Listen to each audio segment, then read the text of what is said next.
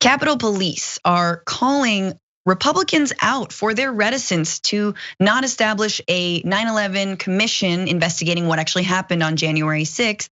An anonymous group of about 40 to 50 wrote a letter that was obtained by CBS claiming that Capitol police officers condemning the Republican congressional leaders for their lack of support for a commission that would investigate the attack on the Capitol on January 6th. Somehow that's right. Somewhere in there, Francesca got through that.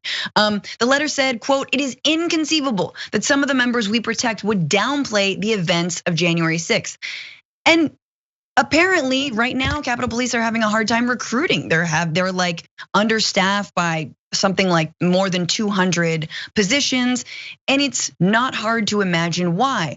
Of course, that letter, anonymously released, not necessarily representative of the Capitol Police itself, just anonymous group of 40 to 50 within the Capitol Police Department, completely misconstrued by right-wing figures like America's favorite Klansman, Tucker Carlson. Tucker, of course, saw that letter and was like, nope, blue lives don't matter. Take a look.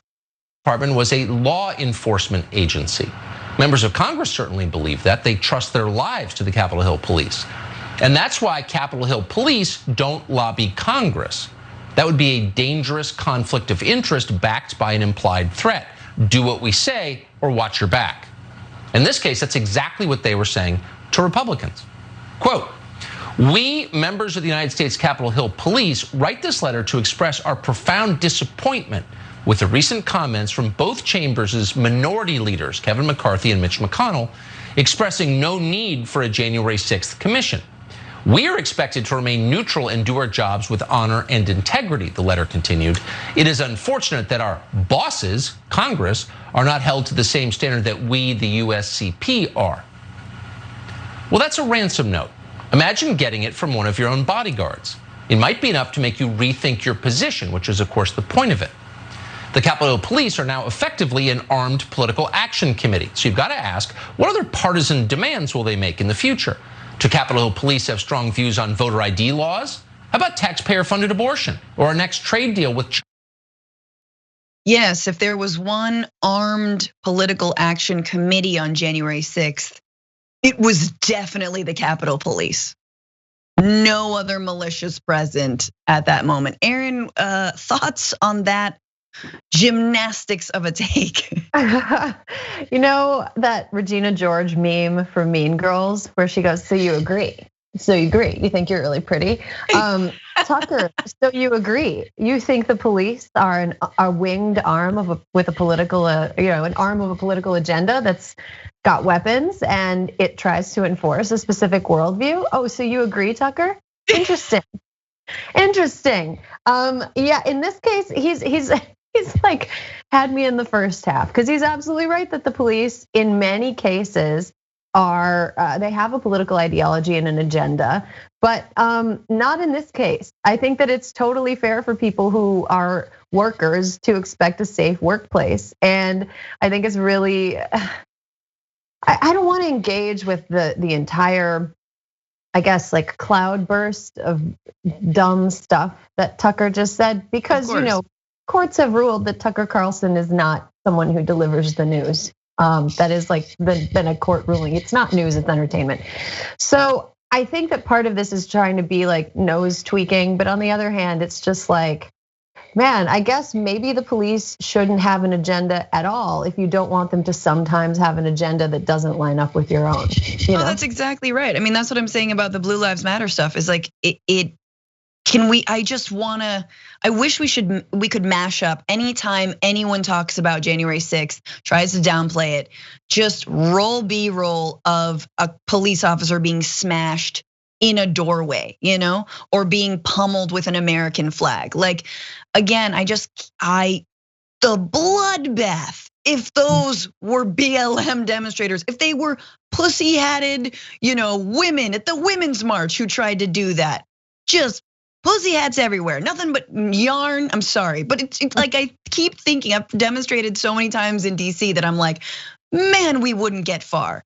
But so once again, we're being told not to believe our eyes. You see footage here of, again, a Capitol Police officer leading an entire mob And we've seen the footage within seconds of accosting and being right in the face of senators and Congress people. This is what they have, this is what they've sowed, right? This is everything they've sown, and it came knocking at their door. And yet now they're like, no, didn't even happen. I can't even see it. And blue lives don't actually matter if they don't uphold my worldview. So, but exactly right. Tucker is basically revealing that, yeah, no, police do have a lot of power. I guess not the ones in the Capitol.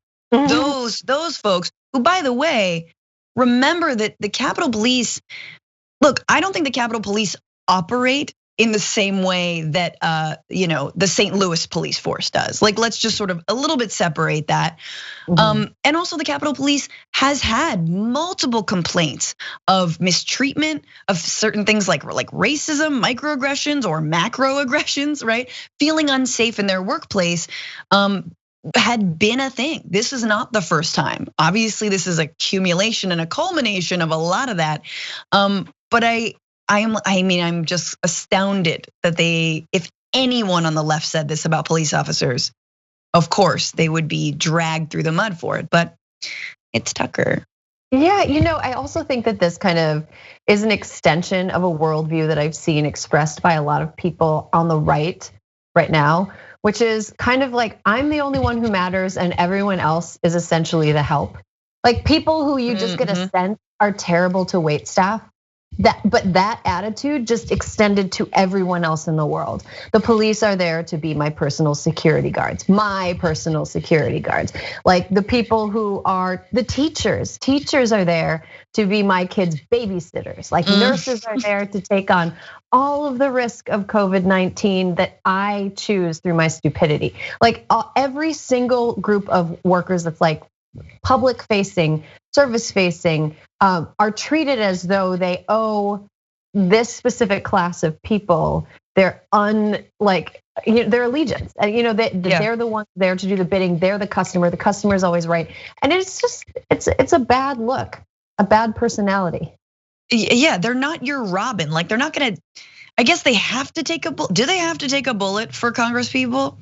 That should be, let's look into that. I'm very curious because part of the job if you're a police officer is that you expose yourself to a certain amount of risk. But sure. I think that it should also be something that we try to make the risk that they're exposed to something that's not going to be lethal and something that isn't, like, we don't want to expose people to unnecessary risk. And what happened on January 6th was clearly unnecessary and clearly couldn't have happened without the help of people who either looked the other way or did a terrible job or planned it poorly or didn't take whatever was happening seriously. All of this stuff was posted online in advance. I just think we need to put it together.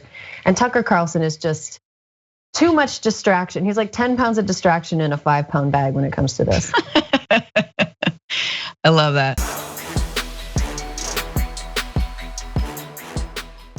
Check out the Damage Report podcast each day, wherever you get your podcasts, whether Pocket Casts or Stitcher or iTunes. You can join me as I give you the news and stories you want, with a range of co-hosts and interview guests jumping in on the fun each day. Again, that's the Damage Report, wherever you get your podcasts. And if you get them at iTunes, don't forget to rate and review. Sometimes I'll read them live on the show.